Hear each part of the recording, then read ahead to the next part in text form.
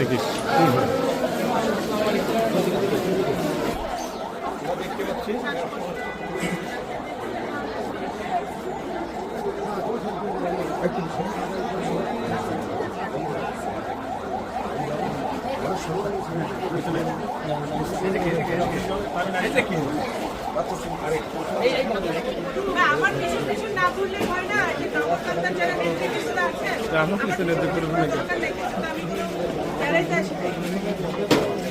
একটু দেখি না, আপনি এখন উঠছেন কেন?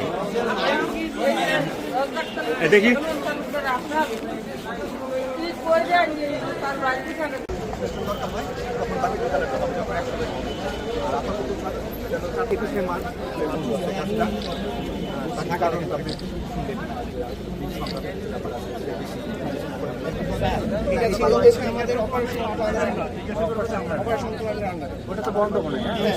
আগস্টের পরে সাবমিট করি, সেটা তো পাস হয়নি স্যার। ইন্টারিম গভর্নমেন্টের সময় সেটা পাস হয়নি, এটা অনুমোদন হয়ে আসছে। এখন আমরা আবার নতুন করে এটা টেন্ডার করব। আচ্ছা, আমরা তো 126টা স্থাপনা সহ সব একসাথে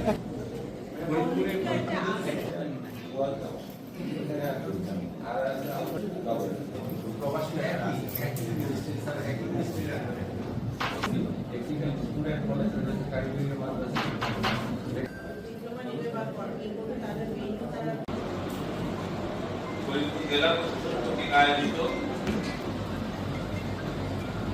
গণতান্ত্রিক বাংলাদেশ সরকারের 2 আসনের সম্মানিত সংসদ সদস্য এবং এছাড়া আমাদের মাঝে উপস্থিত আছেন পরিবার মোহাম্মদ কামরুল হাসান মোল্লা স্যার। এছাড়াও আমাদের মাঝে উপস্থিত আছেন। দেখুন, এখন দুর্ভাগ্যবশত আমরা একটি সুষ্ঠু নির্বাচনের পরে যখন বিএনপি সরকার দায়িত্বে পেয়েছে, জনগণ আমাদেরকে একটা দায়িত্ব দিয়েছে, এই দায়িত্ব নেওয়ার পর থেকে যুদ্ধ শুরু হয়েছে। মধ্যপ্রাচ্যে যে যুদ্ধটা চলছে, এখানে আমাদের সবচেয়ে বেশি এফেক্টেড হচ্ছে ইমিডিয়েটলি, সেটা হচ্ছে আমাদের বাংলাদেশি প্রবাসীরা, আমাদের রেমিটেন্স যোদ্ধারা যারা ওখানে আছেন, তারা সবচেয়ে আগে এফেক্টেড হচ্ছে। আমাদের 6 জনকে বাংলাদেশিকে আমরা দুর্ভাগ্যবশত হারিয়েছি বিভিন্ন দেশে। তো আমরা ওদেরকে সুরক্ষা রাখা, আমাদের রেমিটেন্স যোদ্ধাদের নিরাপত্তা দেওয়া এবং তাদেরকে যারা ফেরত আসতে চাচ্ছে তাদেরকে নিরাপদে ফেরত নিয়ে আসা, এটা আমাদের নাম্বার 1 প্রায়োরিটি।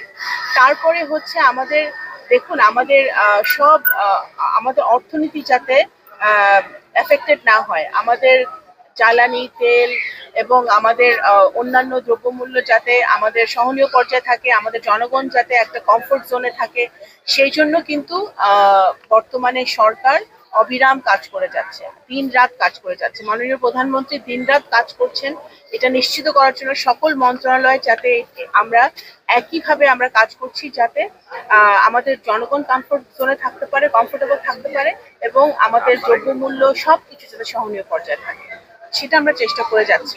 আমাদের পররাষ্ট্রনীতি বর্তমানে সকল দেশের সাথে আমাদের সম্পর্ক থাকবে, কিন্তু আমরা আগেও বলেছি, এখনো বলছি, এই যুদ্ধ অবিলম্বে বন্ধ হতে হবে ডিপ্লোমেসি এবং মাধ্যমে, এবং এই যুদ্ধর কথাবার্তা নেগোসিয়েশনের মাধ্যমে। এই মধ্যপ্রাচ্যের দেশগুলোর যে ক্ষতিগ্রস্ত হচ্ছে, বিভিন্ন দেশের জনগণ যে ক্ষতিগ্রস্ত হচ্ছে, অর্থনৈতিক ক্ষতিগ্রস্ত হচ্ছে, এই সকল ক্ষতি বন্ধের একটাই উত্তর, সেটা হচ্ছে অবিলম্বে যুদ্ধ বন্ধ হতে হবে। এত ক্রিটিক্যাল পরিস্থিতি, আবার সেই পরিস্থিতির তেলের দাম এই সরকার বাড়াচ্ছে না, এটা একটা ভালো উদ্যোগ। যেখানে বাংলাদেশ ছাড়া আমি মনে হয় না যে পৃথিবীর এমন কোনো দেশ আছে যেখানে জ্বালানি তেলের দ্রব্যমূল্য বাড়ে নাই, জ্বালানি তেলের দাম বাড়ে নাই, এবং অনেক জায়গায় কিন্তু দ্বিগুণ তিনগুণ বেড়ে গেছে। যুক্তরাষ্ট্রেই জ্বালানি তেলের দাম অলমোস্ট 50% বেড়ে গেছে। তো সুতরাং এখানে অনেক জায়গা, আমাদের সিঙ্গাপুর, শ্রীলঙ্কা, ফিলিপিন্স, ইন্ডিয়া, আমার পাশের দেশ ইন্ডিয়া, সব জায়গায় জ্বালানি তেলের দাম প্রচুর বেড়েছে। কিন্তু সেই জায়গায় বাংলাদেশের সরকার, আমাদের সরকার কিন্তু এখনো জ্বালানি তেলের দাম কোনো কিছুই বাড়ায় নাই, আমরা বিদ্যুতের দামও বাড়ে নাই। আমরা চেষ্টা করছি যে জনগণ যাতে ভালো থাকে, আমাদের সকল পর্যায়ের মানুষ যেন ভালো থাকতে পারে, অ্যাটলিস্ট এই যুদ্ধের সময় তারা যেন তাদের যাতে কোনো সমস্যা না হয় সেটা কিন্তু আমরা নিশ্চিত করার চেষ্টা করছি। কিন্তু জনগণ, বাংলাদেশের জনগণ তাদেরকেও বুঝতে হবে যে আমাদের লং টার্ম চিন্তা করতে হবে সরকারকে। আমরা আজ শুধু এখনের কথা চিন্তা করতে হবে না, যদি আমাদের ভবিষ্যতের কথা চিন্তা করতে হয় তাহলে আমাদের জ্বালানি তেলের দাম হয়তো কিছু অ্যাডজাস্টমেন্ট হতে পারে, কিন্তু সেটাও আমরা মনে করি যে আমাদের জনগণকে কমফোর্ট জোনে রেখেই সেটা হয়তো হবে। বাট এখন পর্যন্ত তেলের দাম বাড়ে নাই, বাড়ছে না, এটাই আমাদের একটি স্বস্তির কারণ। আমি মনে করি এটা বাংলাদেশের সরকারের একটি সফলতা যে আমরা একদিকে যেমন দেখেন আমাদের পররাষ্ট্র নীতির এটা একটি গুরুত্বপূর্ণ দিক। শহীদ রাষ্ট্রপতি জিয়াউর রহমান যে পররাষ্ট্রনীতি শুরু করেছিলেন, সৌদি আরবে প্রথম উনি লোক পাঠিয়ে উনি যেই শ্রম বাজার উন্মুক্ত করেছিলেন, এবং সেই ধারাবাহিকতায় বিএনপি সরকার যখনই দায়িত্বে এসছে তখনই কিন্তু মধ্যপ্রাচ্যের সকল দেশের সাথে আমাদের একটি সুসম্পর্ক ছিল।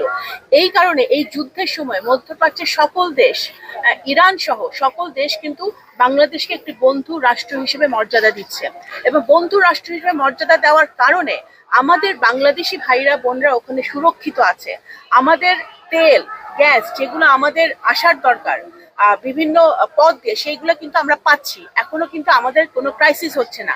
এই কারণ, সেটার প্রধান কারণ হচ্ছে শহীদ জিয়ার পররাষ্ট্রনীতি, বেগম খালেদা জিয়ার পররাষ্ট্রনীতি এবং বর্তমানে মাননীয় প্রধানমন্ত্রী জনাব তারেক রহমানের পররাষ্ট্রনীতি। আমাদের এই সকল দেশের সাথে বাংলাদেশের বন্ধুত্বপূর্ণ সম্পর্ক আছে দেখেই আমরা কিন্তু এখনো বাংলাদেশের তেলের দাম বাড়াতে হয়নি, বাংলাদেশের সকল দ্রব্যমূল্যর দাম সহনীয় পর্যায়ে আছে, এবং আমাদের দেশি ভাইরা বোনরা যারা কষ্ট করছে ওখানে তারাও কিন্তু অ্যাটলিস্ট তারা নিরাপদে থাকতে পারছে, তাদেরকে প্রোটেকশন দেওয়া হচ্ছে, কারণ আমাদের বাংলাদেশ জাতীয়তাবাদী দলের একটা সুস্পষ্ট পররাষ্ট্রনীতির কারণ।